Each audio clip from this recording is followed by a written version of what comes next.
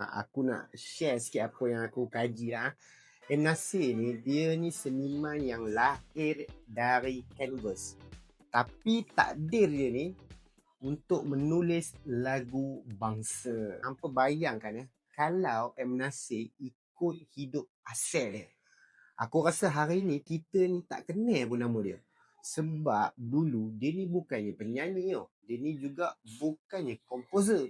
Kalau korang nak tahu, dia ni adalah pelukis. Nama penuh dia ni Muhammad Nasir bin Muhammad. Lahir dia 4 Julai 1957 dekat Bukit Panjang, Singapura. Dari kecil, M. Nasir ni dia minat seni tau. Tapi seni dia bukan seni muzik.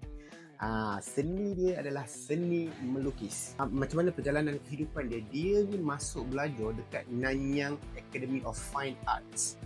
Ambil diploma lukisan barat. Dia ni nak jadi pelukis profesional. Hidup dalam warna lah kan. Canvas, cat minyak. Bukan microphone.